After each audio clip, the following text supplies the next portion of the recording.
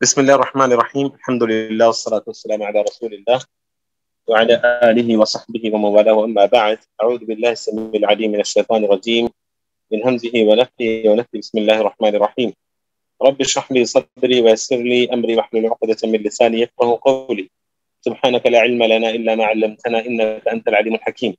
اللهم لا سهل إلا ما جعلته سهلا وأنت تجعل الحزن إذا شئت سهلا.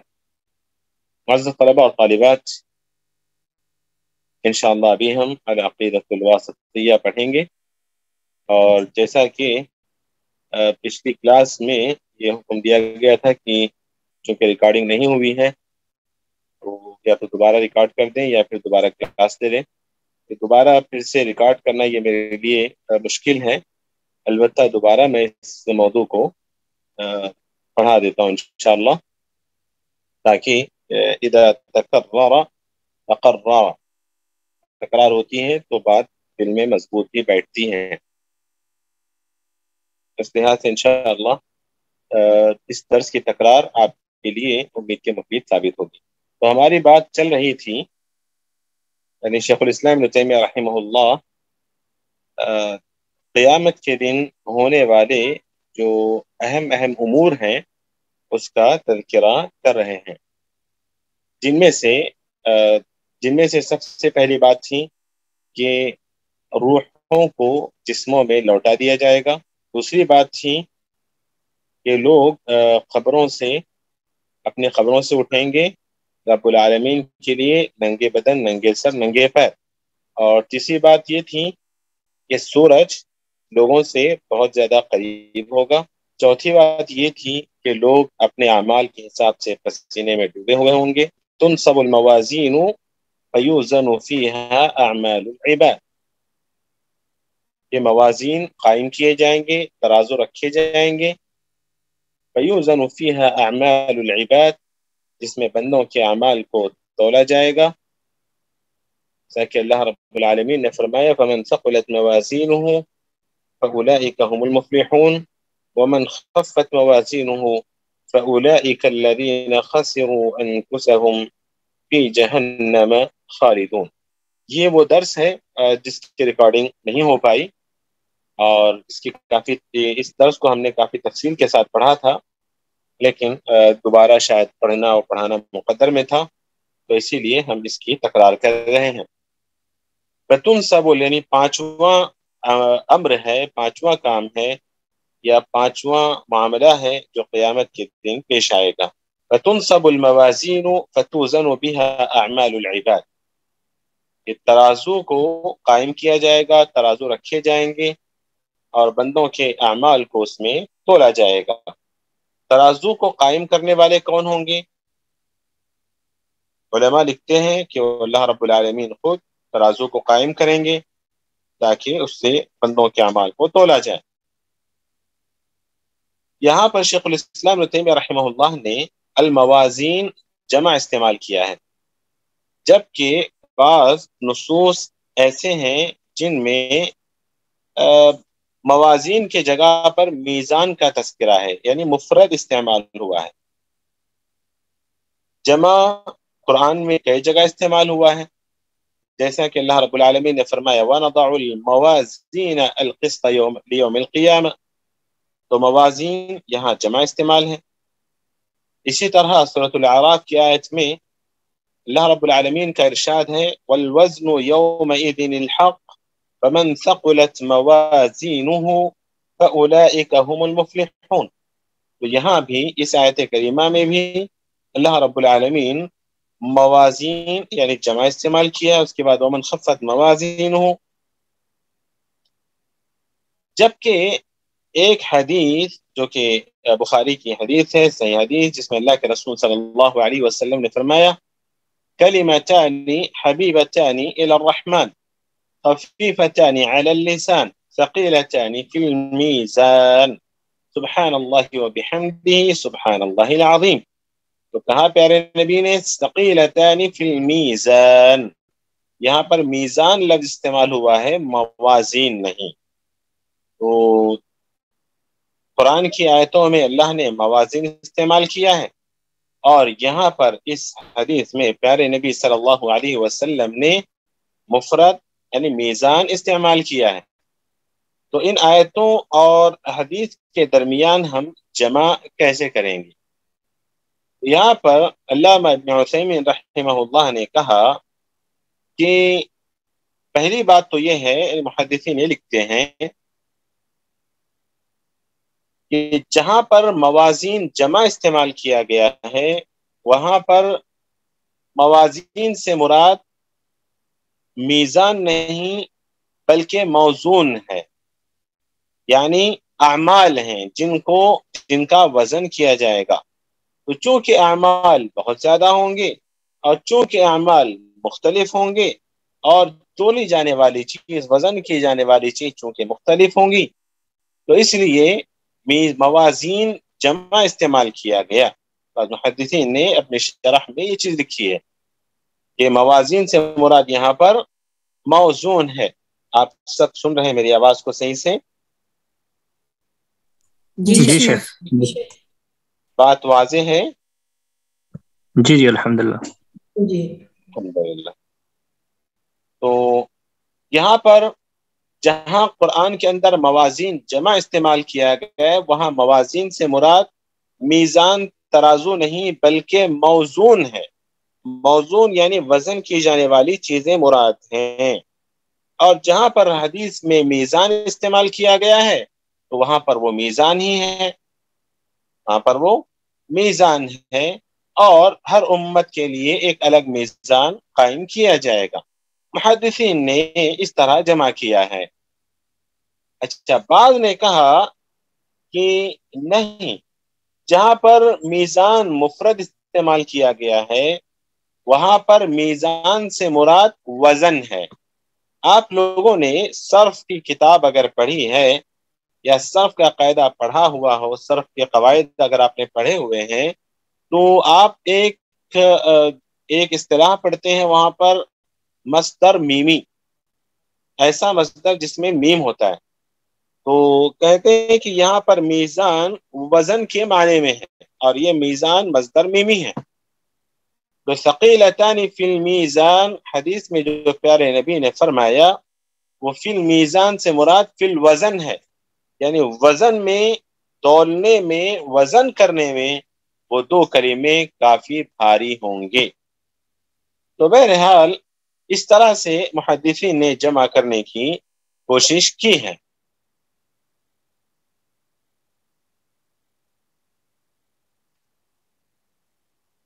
اچھا، ایک دوسری بات یہ ہے کہ یہاں پر شیخ الاسلام ابن تیمیہ رحمہ اللہ نے فرمایا کہ تنصب الموازین، تو کیا موازین جو ہوں گے، جو ترازو ہوں گے، اگر ہم موازین سے مراد میزان لیتے ہیں تو بعض علماء نے کہا کہ موازین جمع اس لیے استعمال کیا گیا یہاں پر کہ اللہ رب العالمین ہر امت کے اعمال کو تولنے کے لیے ایک الگ میزان رکھیں گے. کیونکہ امت مسلمہ اور دیگر قوموں کے اعمال کا جو اجر و ثواب ہے دونوں میں بہت بڑا فرق ہے. تو اس لیے اللہ رب العالمین موازین استعمال کیے ہیں قرآن کے اندر کیونکہ ہر امت کے لیے ایک الگ میزان رکھا جائے گا. یہ بھی جواب دیا ہے. اچھا، ایک اور سوال یہاں پر کہ موازین سے مراد کیا حصی موازین ہوں گے یا پھر بس یہ معنوی طور پر یہاں پر موازین یعنی میزان کا لفظ استعمال کیا گیا ہے؟ یہ سوال اس لیے اٹھایا جا رہا ہے کہ بعض فرقے جیسے معتزلہ ہیں وہ کہتے ہیں کہ یہاں پر میزان سے مراد وہ حصی میزان نہیں ہے. اللہ عز و جل کو کیا ضرورت ہے بندوں کے اعمال کو تول کر بندوں کا حساب و کتاب لینے کی، جبکہ اللہ رب العالمین تو سب کچھ جانتا ہے.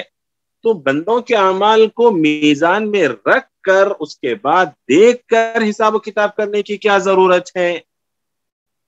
تو پھر اگر ان سے پوچھا جاتا ہے کہ چلو ٹھیک ہے بھی، اگر آپ کی یہ بات مان لی جاتی ہے تو پھر میزان کا مطلب کیا ہے قرآن میں؟ تو کہتے ہیں کہ یہاں پر میزان و موازین سے مراد عدل ہے. میزان اور موازین سے مراد عدل ہے۔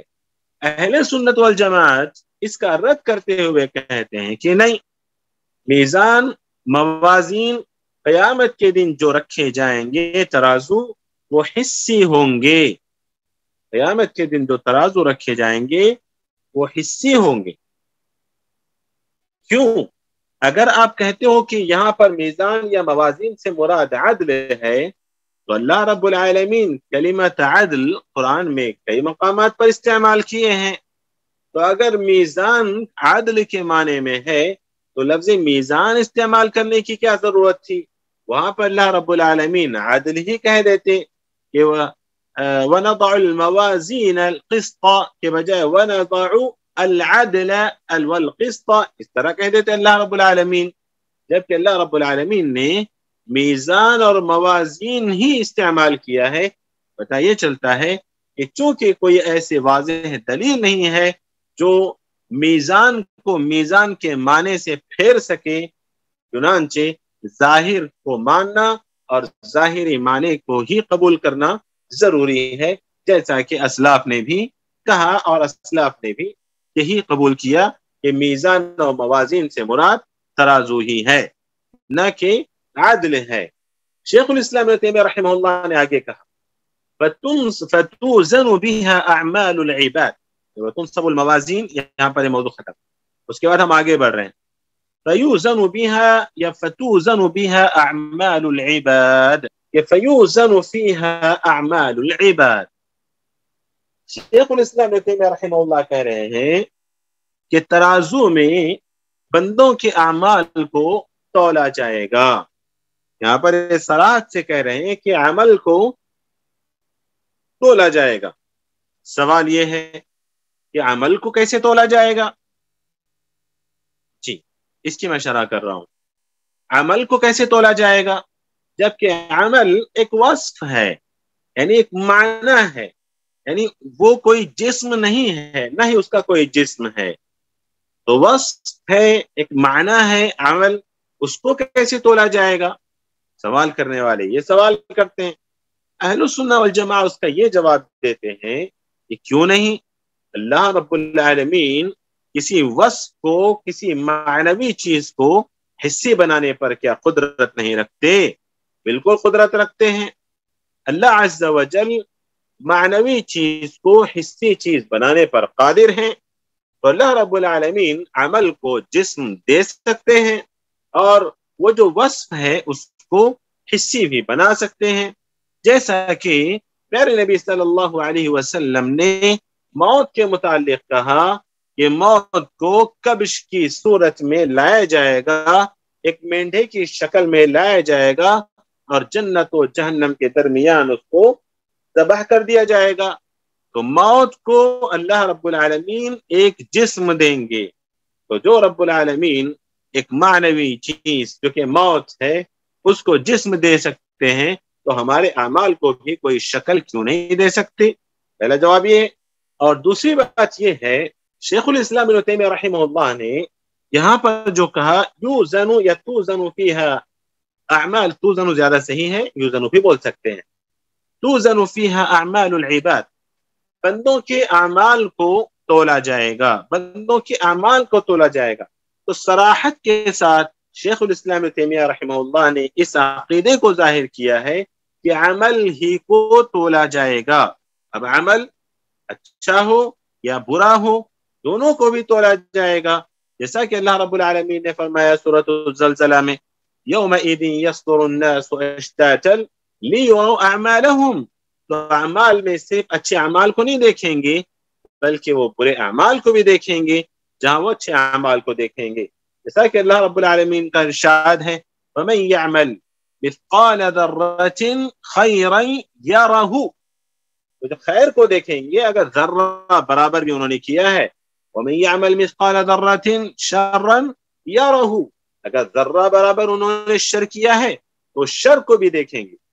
تو اس سے یہ واضح ہوتا ہے کہ عمل چاہے برا ہو یا بھلا ہو، دونوں کو بھی تولا جائے گا، دونوں کا بھی وزن کیا جائے گا۔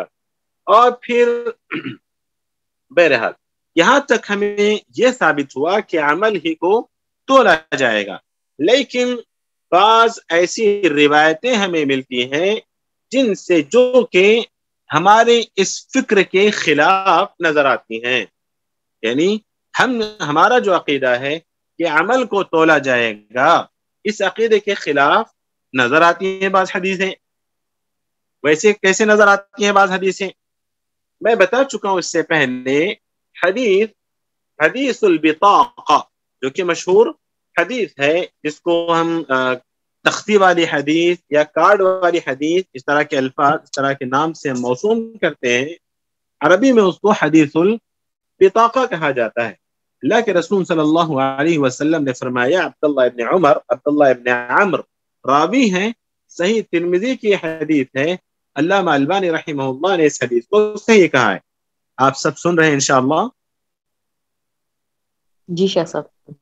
شیخ جی شیخ یوں ہی لکھتے ہیں بطاقہ؟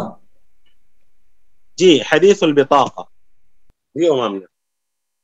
تو اللہ کے رسول صلی اللہ علیہ وسلم نے فرمایا، صحیح ترمذی کی روایت ہے، علامہ البانی نے اس حدیث کو صحیح کہا ہے، عبداللہ ابن عمر رضی اللہ عنہ راوی ہے، کہ اللہ رب العالمین قیامت کے دن ساری مخلوقات میں سے ایک آدمی کو نکالیں گے اور اس کے 99 دفتر بھی نکالیں گے۔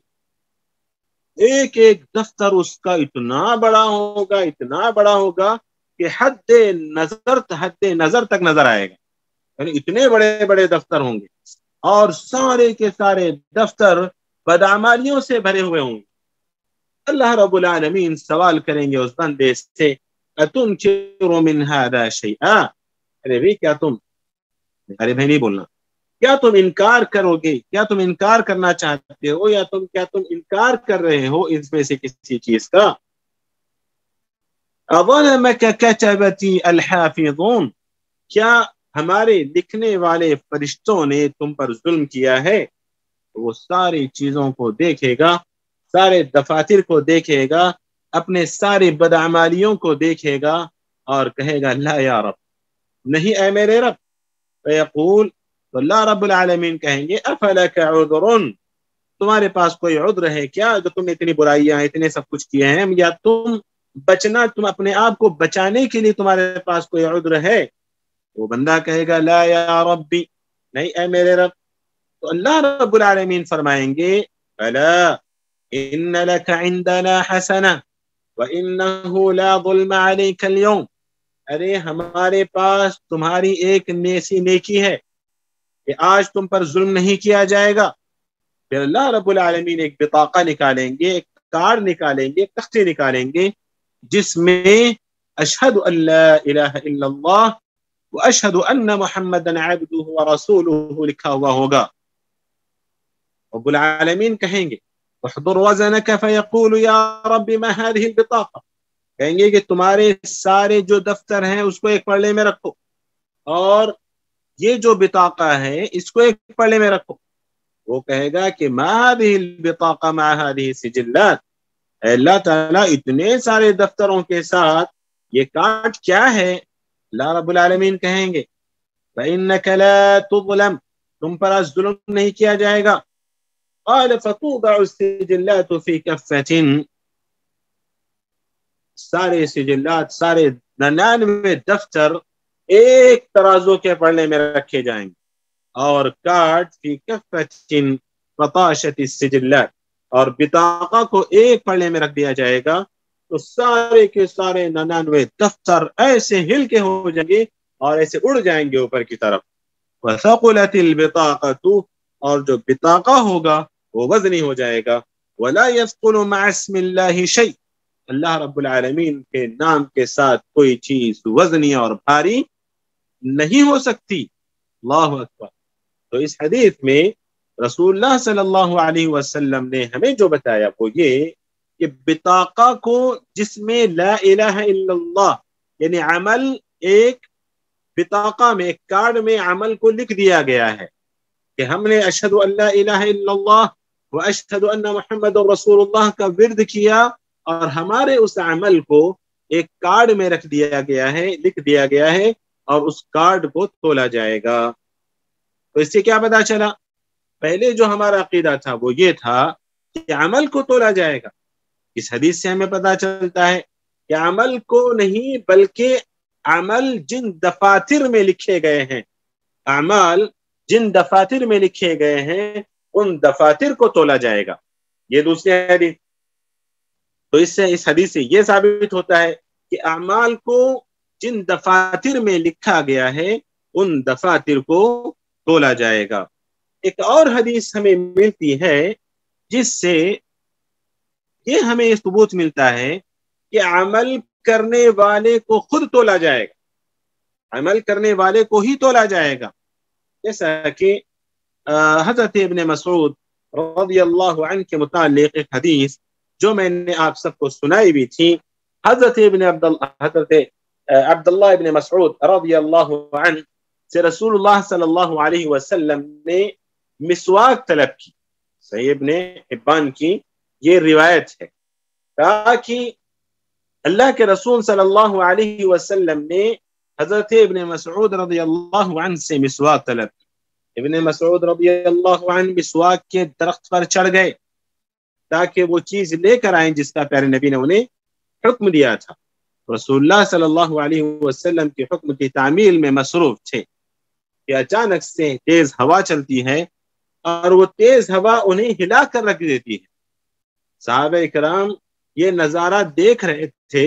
حضرت عبداللہ ابن مسعود رضی اللہ عنہ کو دیکھ رہے تھے کہ ان کی کمزور پنڈلیوں کی وجہ سے وہ بھی ہل جاتے ہیں اور صحابہ کرام ان کی کمزور پنڈلیوں کو دیکھ کر ہنس پڑتے ہیں. رسول اللہ صلی اللہ علیہ وسلم نے جب دیکھا کہ صحابہ کرام ہنس رہے ہیں تو سوال کیا کہ ما یضحککم، ارے تمہیں کون ہنسا رہا ہے یا کس چیز نے تمہیں ہنسایا؟ قالوا من دقت ساقی، اللہ کے رسول عبداللہ ابن مسعود کی دبلی پتلی پنڈلیاں. رسول اللہ صلی اللہ علیہ وسلم نے فرمایا والذی نفسی بیدہ لہما اثقل فی المیزان من احد. اللہ اکبر، کہ قسم ہے اس ذات کی جس کے ہاتھ میں میری جان. قیامت کے دن لہما اثقل فی المیزان، ترازو میں، یعنی حدیث میں یہاں بھی دیکھیں میزان کا لفظ مفرد استعمال ہوا، ترازو میں یا وزن میں عبداللہ ابن مسعود رضی اللہ عنہ کی دونوں پنڈلیاں احد پہاڑ سے بھی زیادہ وزنی ہوں گی. اللہ اکبر. اس حدیث سے یہ پتا چلا کہ صاحب عمل کو خود تولا جائے گا، صاحب عمل کو خود میزان میں رکھا جائے گا. سبحان اللہ. غور کریں، عبداللہ ابن مسعود رضی اللہ عنہ، مشہور ہے کہ عبداللہ ابن مسعود رضی اللہ عنہ بہت ہی دبلے پتلے انسان تھے، بس تقد بھی تھے اور دبلی پتلی ان کی پنڈلیاں بھی تھیں. جسم بھی بڑا کمزور تھا، گوشت بھی بہت کم تھا، لیکن اللہ عز و جل کی نگاہ میں اللہ تعالیٰ جسموں کو نہیں دیکھتا. تو یہاں پر پیارے نبی نے کہا کہ ان کی پنڈلیاں احد پہاڑ سے زیادہ وزنی ہوں گی. تو اندازہ لگائیے کہ عبداللہ ابن مسعود کے دیگر جو اعضاء ہیں وہ کس قدر وزنی ہوں گے قیامت کے دن. اللہ رب العالمین جسموں کو نہیں دیکھتا ہے بلکہ اعمال کو دیکھتا ہے. جیسا کہ اللہ کے رسول صلی اللہ علیہ وسلم نے فرمایا ان اللہ لا ينظر الى اجسادكم ولا الى صوركم واموالكم ولكن ينظر الى قلوبكم واعمالكم. اللہ رب العالمین تمہارے جسموں کو نہیں دیکھتا، تمہاری شکلوں کو نہیں دیکھتا، تمہارے مال و دولت کو نہیں دیکھتا، بلکہ اللہ رب العالمین تمہارے دلوں کو دیکھتا ہے، تمہارے اعمال کو دیکھتا ہے. اسی لیے پیارے نبی نے فرمایا التقوی ہا ہونا، دل کی طرف اشارہ کر کے فرمایا التقوی ہا ہونا، التقوی ہا ہونا، 3 مرتبہ پیارے نبی صلی اللہ علیہ وسلم نے فرمایا.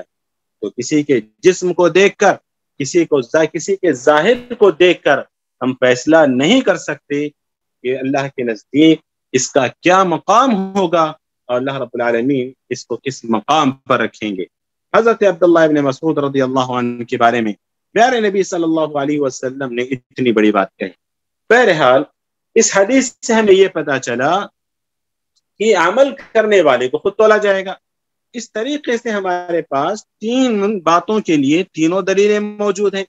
پہلی بات یہ کہ عمل کو تولا جائے گا، اور دوسری بات یہ ہے کہ عمل کرنے والے کو تولا جائے گا، اور تیسری بات یہ ہے کہ عمل جس دفتر میں لکھا گیا ہے اس دفتر کو تولا جائے گا، یعنی صحائف کو تولا جائے گا. تو بعض علماء نے کہا یہ اختلاف کی کوئی بات نہیں ہے، یہ تینوں کی تینوں باتیں صحیح ہیں، کیونکہ تینوں کی تینوں باتیں قرآن و حدیث سے ثابت ہیں. اب جمع کیسے کریں گے ہم لوگ اس کو؟ تو جمع اس طرح کیا علماء نے کہا کہ بعض لوگ ایسے ہوں گے جن کے اعمال ہی کو تولا جائے گا، اور بعض لوگ ایسے ہوں گے جن کے اعمال جن صحائف میں لکھے گئے ہیں ان صحائف کو، ان دفتروں کو تولا جائے گا، اور بعض لوگ ایسے ہوں گے کہ جن کو خود انہیں ہی تولا جائے گا. یہ اس طرح کہے کہ علماء نے ان تینوں احادیث اور دلائل کو، نصوص کو جمع کرنے کی کوشش کی ہے. اس کے بعد دلیل کے طور پر اللہ رب العالمین کا ارشاد شیخ الاسلام ابن تیمیہ رحمہ اللہ نے یہاں ذکر کیا فمن ثقلت موازینہ. اچھا، اس سے پہلے بعض علماء نے یہ کہا کہ یہ حدیث البطاقہ والی جو بات ہے یہ کچھ خاص لوگوں کے لیے ہوگی، کچھ خاص لوگوں کے لیے ہوگی، اور اسی طرح عبداللہ ابن مسعود رضی اللہ عنہ کے متعلق جو بات آئی ہے وہ بھی عبداللہ ابن مسعود رضی اللہ عنہ کے ساتھ خاص ہے. مطلب یہ کہنا چاہتے ہیں کہ تمام لوگوں کے اعمال ہی کو تولا جائے گا، یا پھر اعمال ہی کو تولا جائے گا، البتہ دفتروں کو تولا جائے گا تو اس کے لیے ہو سکتا ہے کچھ خاص لوگ ہوں گے. جیسا کہ حدیث البطاقہ میں نے آپ کے سامنے سنائی، اس میں رسول اللہ صلی اللہ علیہ وسلم نے فرمایا کہ ان اللہ سیخلص رجلا من امت، کہا کہ اللہ رب العالمین میری امت میں کے تمام لوگوں میں سے ایک بندے کو نکالیں گے، ایک بندے کو نکالیں گے. تو یہ کچھ خاص اللہ کے بندوں کے ساتھ یہ معاملہ ہو سکتا ہے کہ ان کے اعمال جن دفاتر میں لکھے گئے ہیں ان دفاتر کو تولا جائے گا. واللہ اعلم بالصواب. آخر میں شیخ الاسلام ابن تیمیہ رحمہ اللہ نے دو آیتیں یہاں پر پیش کی.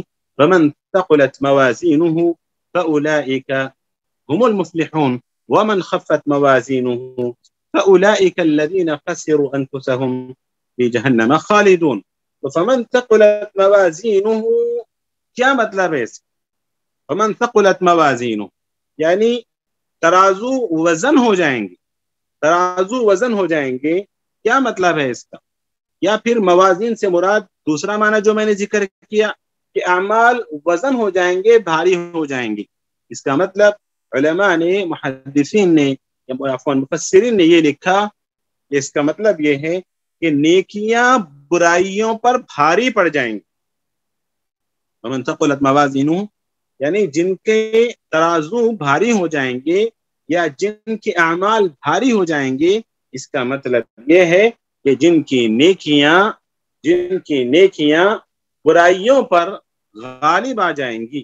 تو فمن ثقلت موازینہ ان کے لیے اللہ رب العالمین خوشخبری دے رہے ہیں کہ فاولئک هم المفلحون، وہی لوگ کامیاب ہیں.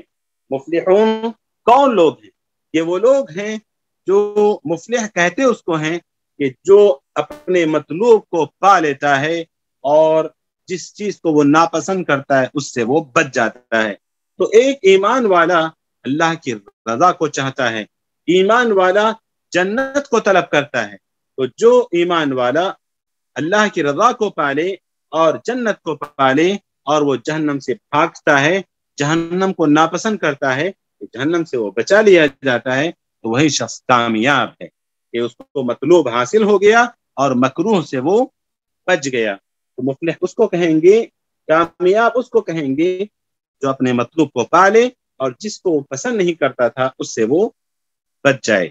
تو فمن ثقلت موازینہ فاولئک هم المفلحون کہ جن کی نیکیاں ان کی برائیوں پر بھاری ہو جائیں گی، کامیاب وہی لوگ ہوں گے. اس کے بعد اللہ رب العالمین نے فرمایا ومن خفت موازینہ فاولئک الذین خسروا انفسهم فی جہنم خالدون. یہاں پر اللہ رب العالمین نے کہا جن کے ترازو ہلکے ہو جائیں گے یا جن کے اعمال ہلکے ہو جائیں گے. کیا مطلب ہے اس کا؟ اس کا مطلب خفت الموازین کا مطلب کیا ہے؟ اس کا مطلب یہ ہے کہ جن کی برائیاں نیکیوں پر غالب آ جائیں گی، جن کی برائیاں نیکیوں پر غالب آ جائیں گی، ان کے متعلق پیشنگوئی ہے یا ان کو یہ وعید سنائی جا رہی ہے. فَأُولَئِكَ الَّذِينَ خَسِرُوا أَنفُسَهُمْ، یہ وہ لوگ ہیں جنہوں نے اپنے آپ کو نقصان پہنچایا، اپنے آپ کا جنہوں نے خسارہ کیا. کیا خسارہ کیا انہوں نے؟ جیسا کہ اللہ رب العالمین نے فرمایا اہل جہنم کیا خسارہ کرتے ہیں، اپنے آپ کا خسارہ کیسے؟ کہا کہ قل ان الخاسرین الذین خسروا انفسهم واہلیہم یوم القیامہ، ارے نقصان اٹھانے والے، خسارہ اٹھانے والے وہ لوگ ہیں جو اپنے آپ کا خسارہ کرتے ہیں اور اپنے گھر والوں کا خسارہ کرتے ہیں قیامت کے دن. یعنی مطلب اس کا یہ ہے کہ اہل ایمان انہوں نے اپنے آپ کو فائدہ پہنچایا اور اہل ایمان اپنے گھر والوں کو بھی فائدہ پہنچایا. مطلب اس کا یہ ہے کہ قیامت کے دن ایمان والے اپنے گھر والوں کو بھی دیکھیں گے، اپنے گھر والوں کو بھی وہ نظارہ کریں گے اگر وہ جنتی ہوں. اور جو جہنمی ہیں انہوں نے اپنے آپ کو نقصان پہنچایا کیونکہ انہوں نے جہنم کا حقدار بنا دیا. دنیاوی زندگی سے انہوں نے فائدہ نہیں اٹھایا بلکہ دنیاوی زندگی سے نقصان ہی نقصان اٹھایا. نتیجے میں ان کے مقدر میں جہنم لکھ دی گئی. اب جہنم میں انہوں نے اپنے آپ کو بھی نقصان پہنچایا اور اپنے گھر والوں کو بھی. اگر ان کے گھر والوں میں سارے جہنمی ہیں وہ تو سارے نقصان میں ہیں. اگر وہ جنتی ہوں، ہو سکتا ہے نا کہ کوئی گھر والا جہنمی ہو گیا اور اس کے مثلا کوئی بچہ نیک نکل گیا، بیوی نیک نکل گیا، ایسے تو انبیاء کے ساتھ بھی ہوا ہے. تو اگر نیک ہے تو اپنے گھر والوں سے بھی محروم کر دیا جائے گا. تو اسی لیے اہل جہنم وہ اپنے آپ کو بھی انہوں نے نقصان پہنچایا اور اپنے گھر والوں کا بھی انہوں نے خسارہ کیا کیونکہ قیامت کے دن ان کا دیدار تک انہیں نصیب نہیں ہوگا.